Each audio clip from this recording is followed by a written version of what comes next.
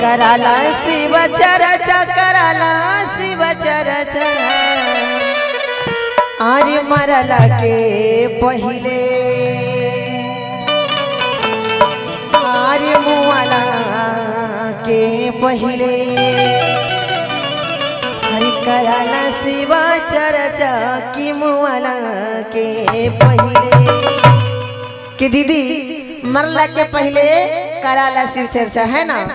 जब शिव के गुरु के ज्ञान ले लेबू यही तोहरा के साथ जाई है कोठा या टारी बेटा पोतो गाड़ी बंगला सब यही जगह जे धर रह जाए तो दीदी लेके कह जेबा कुछ ना लेके जेबा बस गुरु के ज्ञान जे दिल में बसेबा वही लेके जेबा त कह के बा कैसे किरी कराला शिव चर्चा कराला शिव चर्चा। सबको ताली बजाना है और मिलकर गाना है ना। बोलिए सच्चे दरबार की किरी कराला शिव चर्चा कराला शिव चर्चा हरे मरला के पहले हरे मरला के पहले कराला शिव चर्चा मरला के पहले कराला शिव चर्चा मरला के कराला शिव चर्चा कराला शिव चर्चा कराला शिव चर्चा कराला शिव चर्चा मरला के पहले कराला शिव चर्चा मरला के पहले कराला शिव चर्चा मरला के पहले।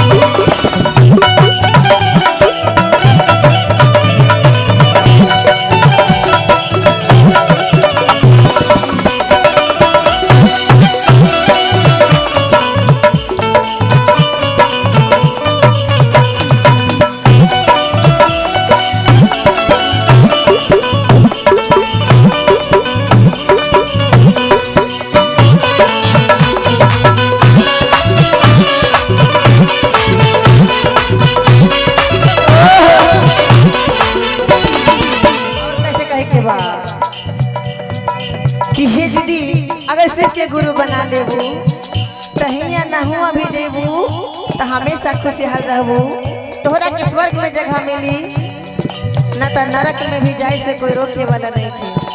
और का बड़ा खुश तोहरा के हुई है विधाता दुआरा पे तोहरा बाजी बन बाजा जब निमन कर्म करबू तो अगर मरलो के बाद तोहरा के 10 कोई नाम लिए कि नाम हलनमा बहुत अच्छा आदमी हलन है ना।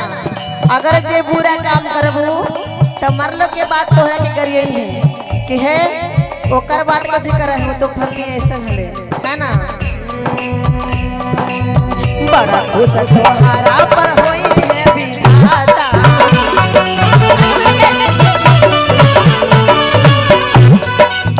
दुआरा पे तोहरा बाजी रे बन बाजा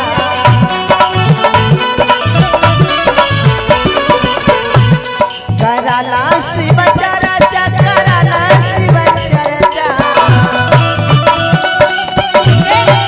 कराला शिव चर्चा कराला शिव चर्चा अरे मरला के पहले अरे मुआला से पहले कराला शिव चर्चा मुआला से पहले कराला शिव चर्चा अरे मुआला से पहले।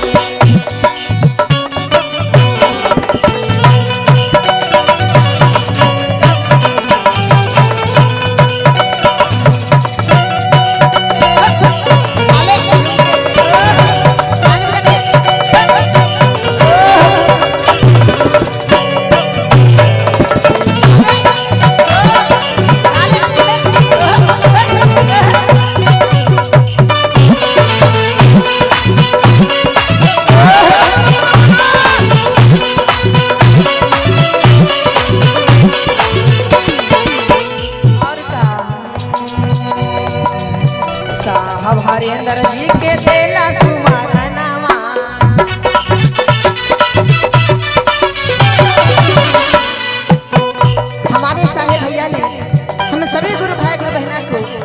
बहुत ही अनमोल तोहफा दिए हैं, भाई बनकर रिश्ता लगाकर अपने तो चले गए हैं, लेकिन जहाँ भी हमारे भैया हैं खुशहाल हैं और महादेव से प्रार्थना करती हूँ इसी तरह से सभी गुरु भाई गुरु बहना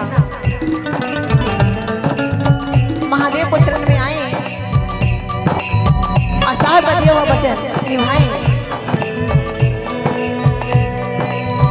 साहेब हरे दर्जी दिहालन सुधाई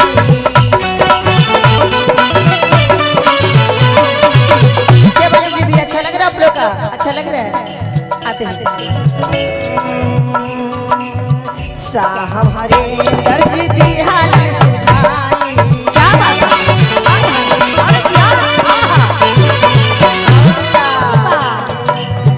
उड़ी जाए सुगाना पिंजड़ावा के छोड़ी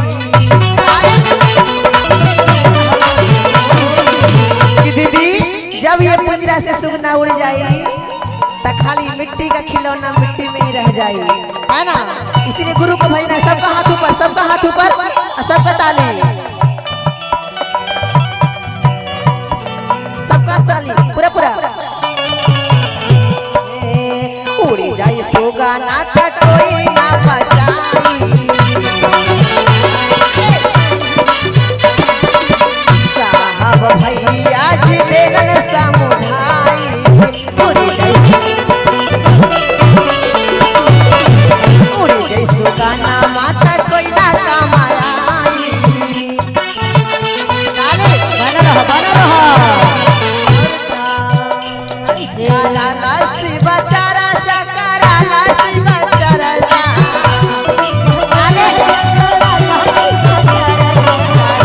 शिवा चारा चकराला शिवा चारा, अरे माराला के पहिले अरे मुआला से पहिले कराला शिवा चारा मुआला से पहिले कराला शिवा चारा मुआला से पहिले।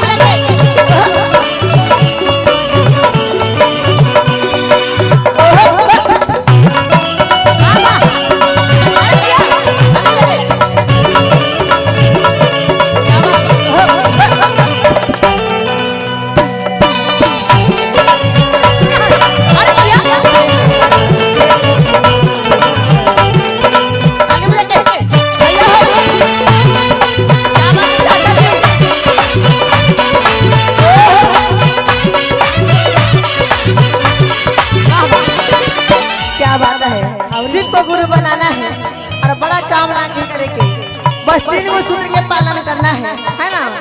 और कहे के बेटा भैया हरे नर के यही कहा मामा,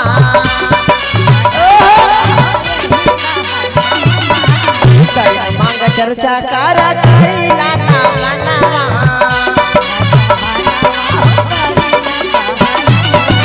भैया हरे नर के यही कहा मामा, मांग चर्चा करा करीला ना मनावा। और सबका हाथ ऊपर, सबका हाथ ऊपर और सबका ताली एक साथ। कराला शिव चर्चा कराला शिव चर्चा,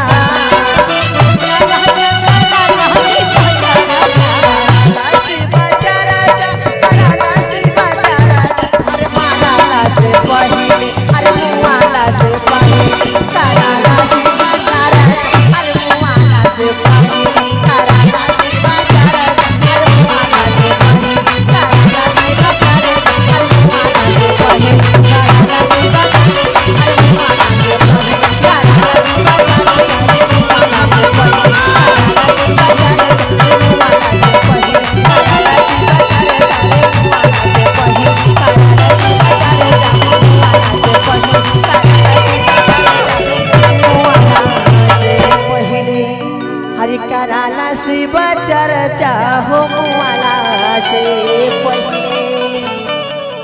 मरला से पहले करेबू तो एक दिन तोहरा के महादेव दया करी अनाथा तोहरा के समझ लिया का हाल हो ये दीदी है ना।